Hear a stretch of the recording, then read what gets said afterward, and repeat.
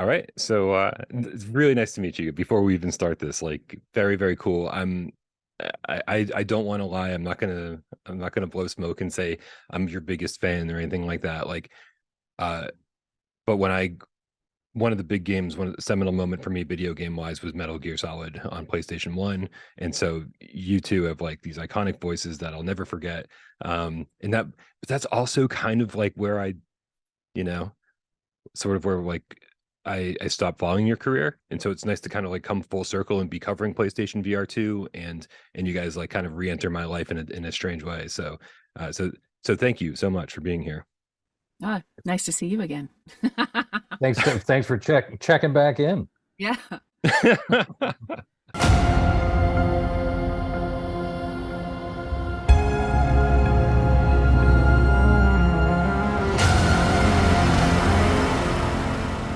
Hey guys, this is another interview over here at PSVR 2 without Parole, and we're doing something that we've never really done before. We're interviewing a couple voice actors, and I think there are people that you're going to be very, very familiar with. It's David Hayter and Jennifer Hale, who you probably know if you're like me, as Snake and Naomi, but are also starring in the PlayStation VR 2 exclusive from Dreams, Synapse.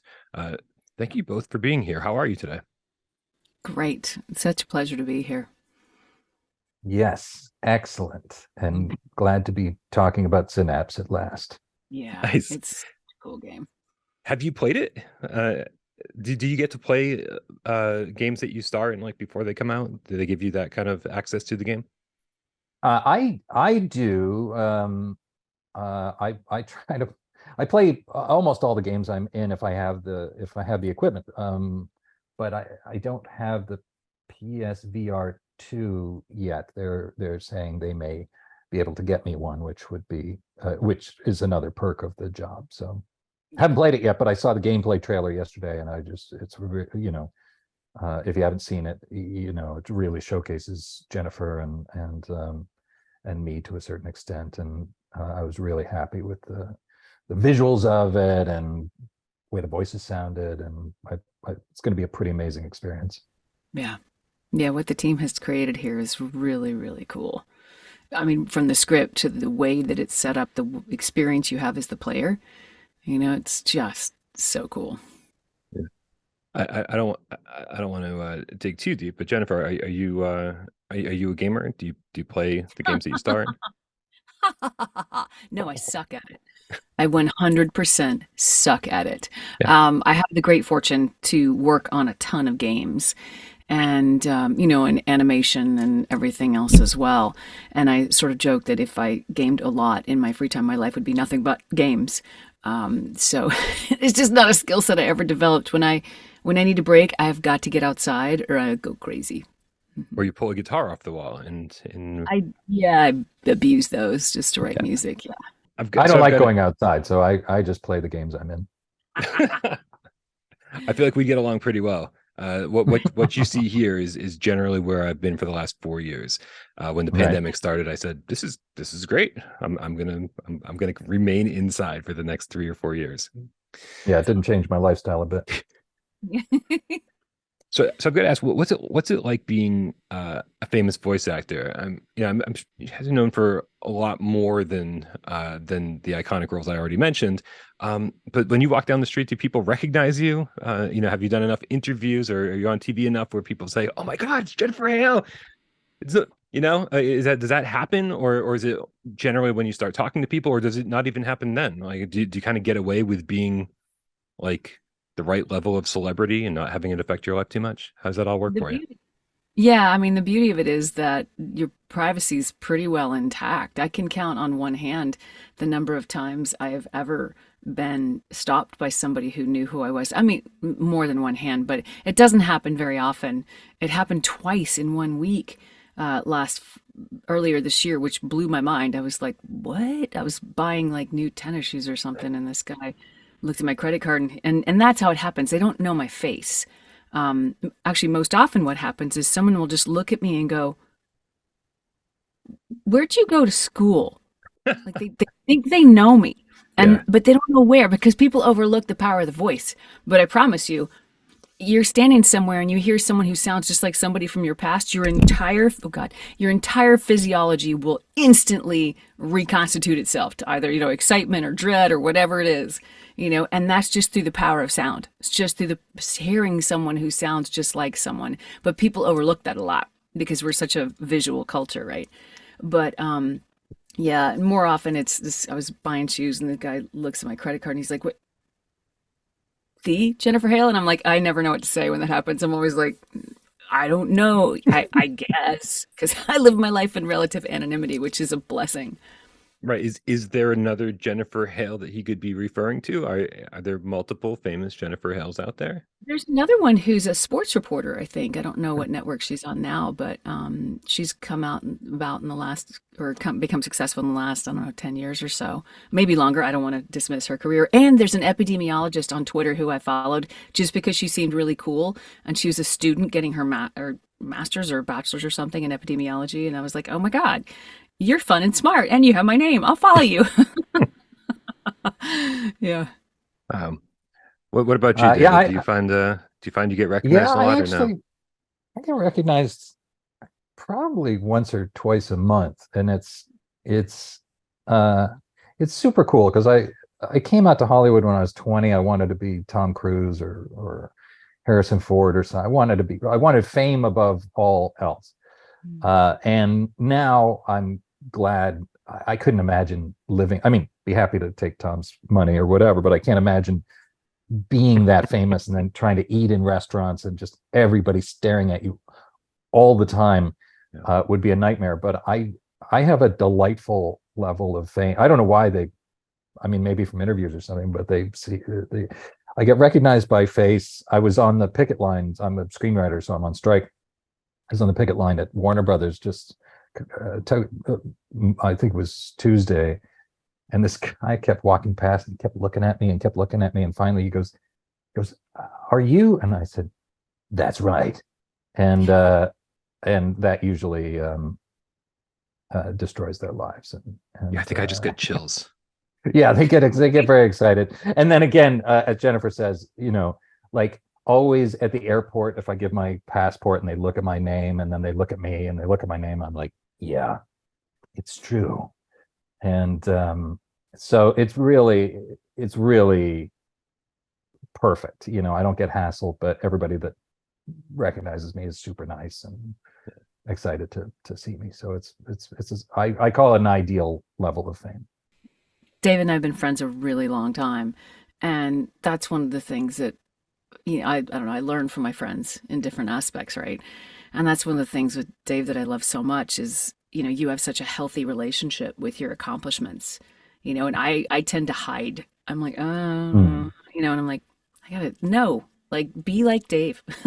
Stand with pride in what you did. Just, yeah, enjoy the awesomeness. And, Yeah. and it doesn't mean you don't continue to recognize your limits or have, insecurities about your work or whatever. But if it makes people happy, that makes me happy. It's a lovely transaction to have people say, you made my childhood, or I bonded with my dad over Metal Gear or whatever. It's a nice thing. It's a gift. So I try to appreciate it.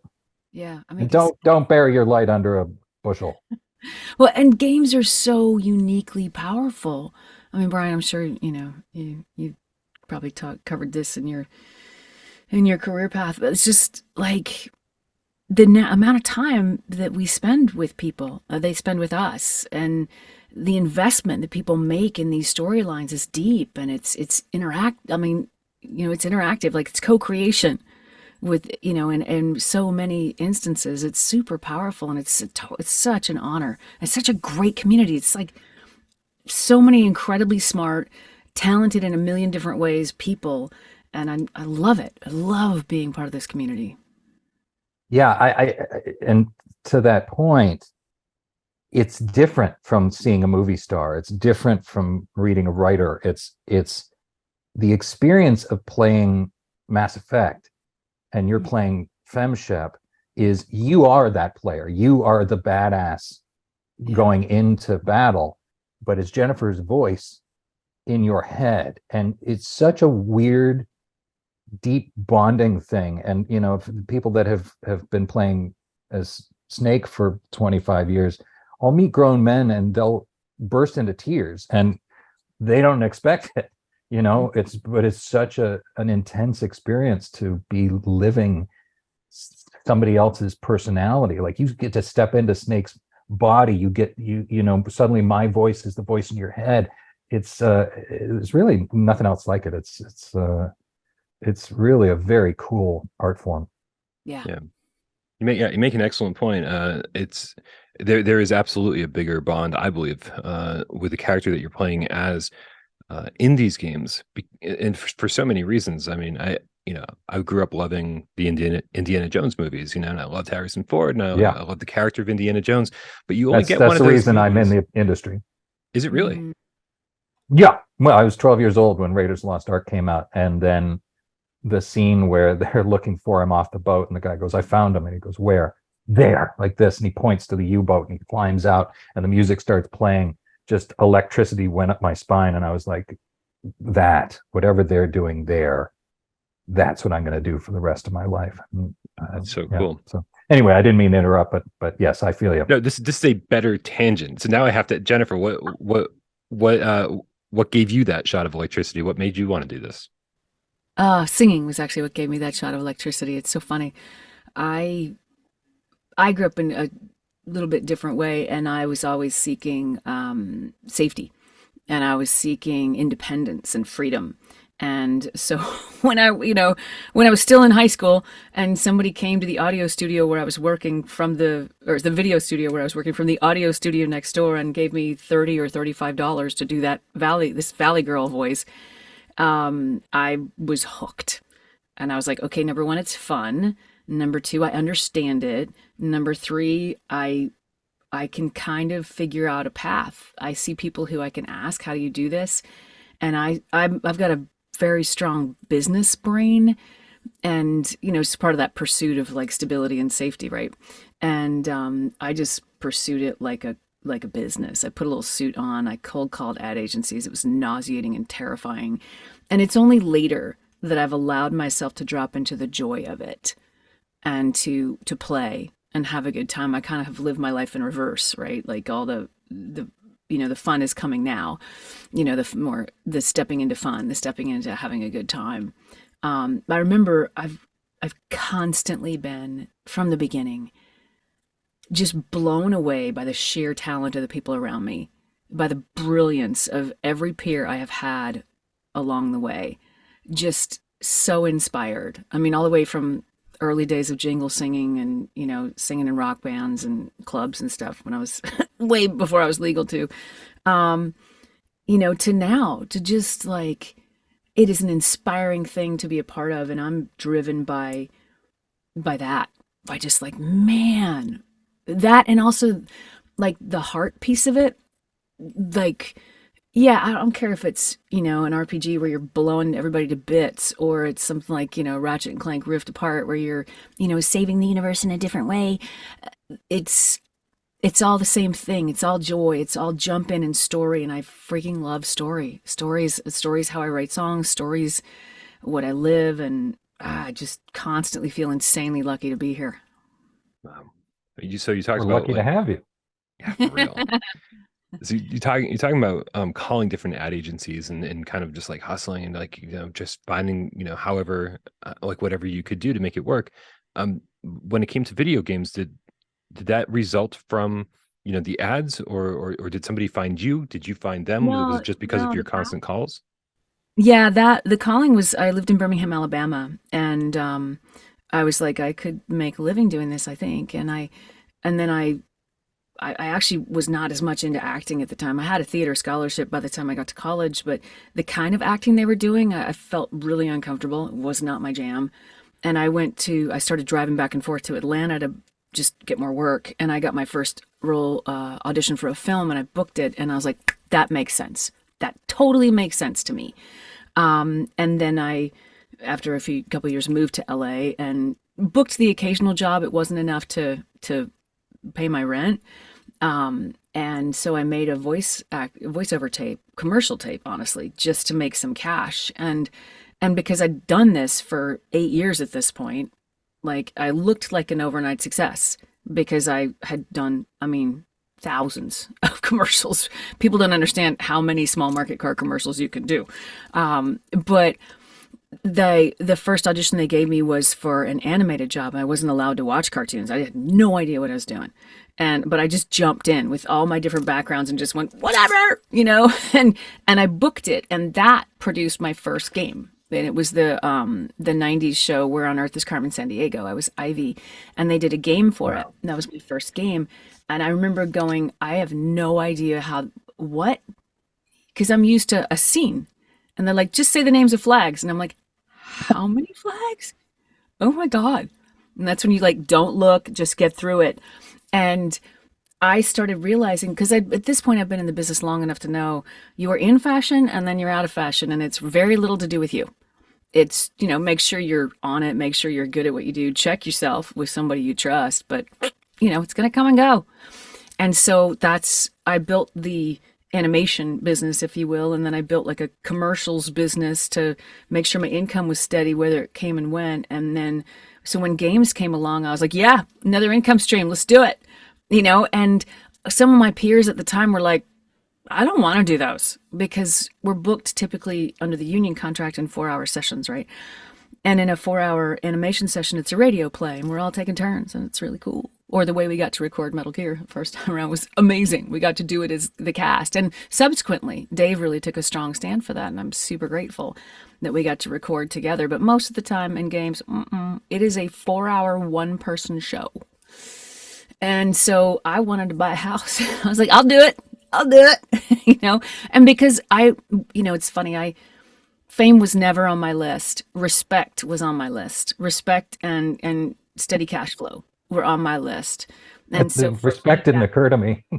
Yeah, oh yeah. I just meant this driving, deep-seated need to just get better at what I do. Please, please God, because I could always see the gap. I could see more as possible. And it took me a long time and some very wise people to stop seeing that gap between where I was and where I felt like I needed to get to stop seeing it as all my shortcomings and start seeing it as my capacity to envision, my capacity to look out ahead, and I offer that up to all the people who think like that out there. Like, you're not falling short, honey. You have great vision. So enjoy yourself, as Dave says. It's so funny. I never heard Jennifer phrase her career path in that way, and mine was the exact opposite. I had no sense of the business of it or what I was trying to build, but what I did have, probably because of Indiana Jones, was I had no fear. So I would, my buddies and I would crawl across the train tracks in Canada to make a shortcut. If you get knocked off by the train, you fall into the river or whatever. Like I would just do these insane things and move to Japan. My parents and I moved to Japan when I was 16, and so I was going to clubs and getting in bar fights and riding my motorcycle, and just sort of a crazy wild man. And I lived my life with wild, enthusiastic abandon. And I thought, wouldn't everybody like to be like me? So the fact that I get to be a video game character, I'm like a video game character, an anime character in real life. And so when you play my games, or you're watching something that I'm in, my goal was to communicate my fearlessness and joy of life to people who might have fear or trepidation about their lives or whatever. When you play something and I'm the lead, I've got you, and we're going on an adventure, and we're going to enjoy it no matter how painful it gets. So I really just it was just an expression of my own ego, thinking, who wouldn't want to live like me and be like me, and that turned out to be okay. And then eventually I wanted to buy a house, and I figured out if I want to be a rich voice actor, I should become a screenwriter. And so I did. I love that so much, because you know, Dave and I met in 95. Was it 95 or 96, Dave? He was Captain America and I was the Black Cat on the 90s Spider-Man series. And we Maybe just, earlier, maybe 94, I think. gee, good Lord, yeah. And we've just been, Dave's one of my closest friends. He's one of my trusted people in my life, and he has been forever. And he and his family are just, they're like my family and my That's extended true. family. And what's that? And That's true. yeah. And back at you. And that's one of the great gifts of Dave. Like I look to our friendship as a, because I come, the early stuff I come from is still with me in some ways, like that that element of feeling unsafe or that element of doing it all wrong. And I learned so much just from this friendship in terms of like, have a good time, like, oh, it's such a great reminder, yeah. Yeah, it's a nice way to take the pressure off yourself. I mean, people are like, how do you deal with the horrors of the business? I mean, mostly on the writing producing side, you deal with a lot of execs and you deal with a lot of ugliness and you deal with a lot of hassle and whatever. And I always just say, the key to it is I don't really believe all of you people are here. I'm like, well, okay, this seems not sure about this reality. It seems a little unbelievable to me, but let's just go with what we've got and try not to let it eat away at your soul. Try not to let it ruin your day. You just deal with the hassles and the horrors and everything, and let it roll off your back and move on to the next. And that's because those hassles, those stresses, all that stuff builds up, and it can really, sour your view on the business. It can make it not fun anymore. And for me, that's the whole key to a great life, is doing what you love, enjoying it, and bringing that love and joy to other people.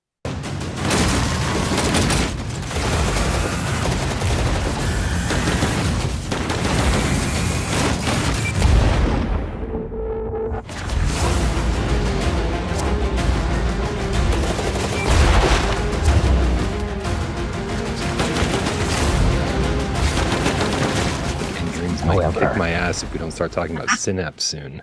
So, Indeed. Right, let's talk about the elephant in the room, and that is the upcoming game Synapse, releasing on July 4th on PlayStation VR 2. Who are you two in this game?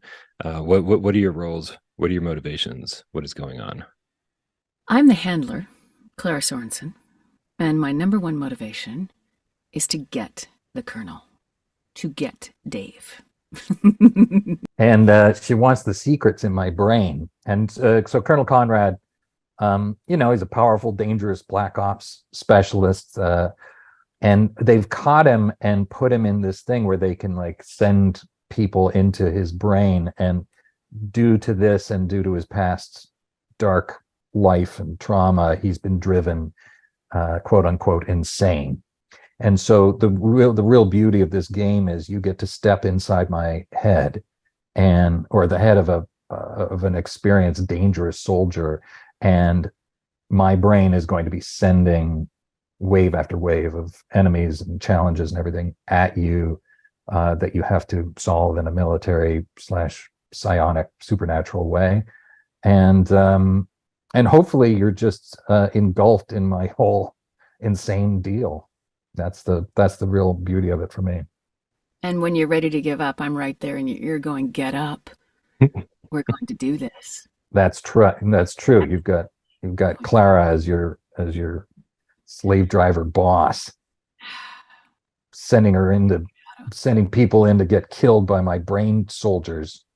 That's a sentence I've never said before. It's because there's a That's mission. an exclusive. Very important mission at stake. Yeah, your missions. And one of the great things about the script is that things are not necessarily as they seem, and you're just gonna have to figure that out. Yeah, there's a pretty cool journey story-wise for these characters, and it's goes a lot deeper than people will expect, which makes it even more fun to play. Yeah, that's really good to hear.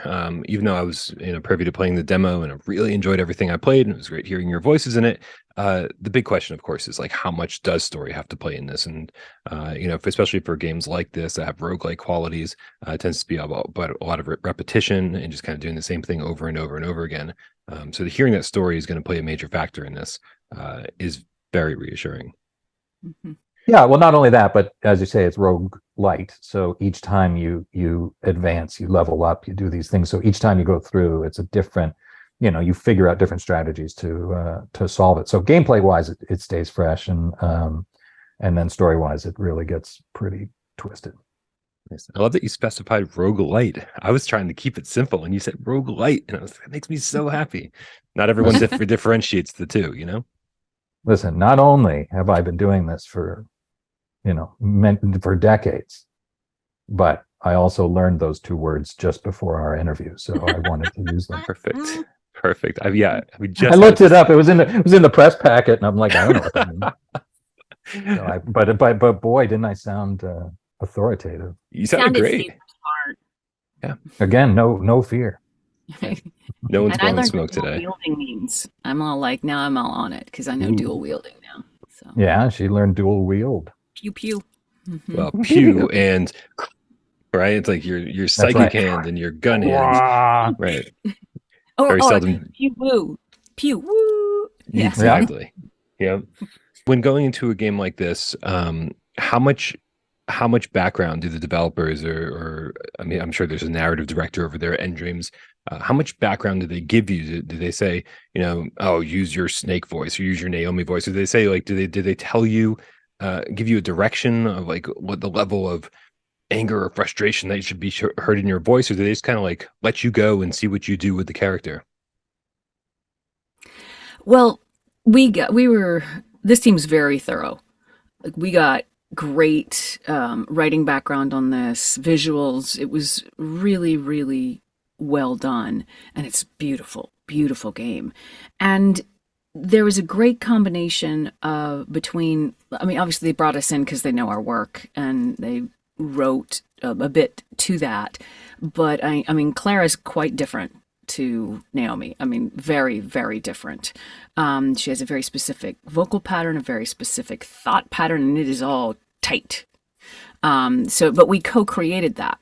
And that speaks to the role of the production team in interfacing with us. I sometimes say we're like an instrument brought in for you guys to play when you're when you're recording us, and we come in with a set of notes and ideas and stuff, and that's our launching point. But then the whole project. I mean, the production team and the voice director, they have the context of everything in their heads, so they can tweak and dial us accordingly. And we often work out of sequence when we're recording, and that varies, of course, from team to team. But so we're really reliant on the team to provide context. I say, it's like we're blindfolded, and they spin us, and they take the blindfold off and go, "Okay, live that moment," and then they put it back on. They spin us again. "Okay, live that moment." That's kind of how it gets created a lot of the time. Yeah, as Jennifer says, they gave us pretty in-depth kind of psychological, historical breakdowns of these characters. I secretly think that everybody who hires me, like who just comes to me with a game, who just wants me to do Snake, and I don't want to do that. Now, unfortunately, the older I get, the more I just sound like Snake anyway. So it used to be a voice I put on. Now it's a voice I live. So there's always going to be, there's obviously there's that element that you're going to hear some solid Snake, like you're in Snake's brain, as if he'd been who he was, got captured, driven insane. But I did try to differentiate it a little. I had originally auditioned for Snake with just my voice, which was younger then, and I sounded like this, but he was older and just been through a lot, so it became this sort of thing. So in this one, I wanted to go with more of my voice, and because he was crazy, I put an element of Michael Keaton into it. You want to get nuts? Come on, let's get nuts. Like that sort of thing. And so instead of Snake being back here, he's sort of up here, and he's like, "Oh, soldier, you made a dire mistake," like that sort of thing. And so hopefully the Snake fans get what they want out of it, and hopefully, it also feels like a new performance. Is That's there any the goal. difference when you voice something like a VR game? Does it matter if it's first person? Does it matter if it's third person? Do you get to see what your characters look like? Is this all part of the process, or as Jennifer was explaining, it's like, take off the blindfold and now you're doing this.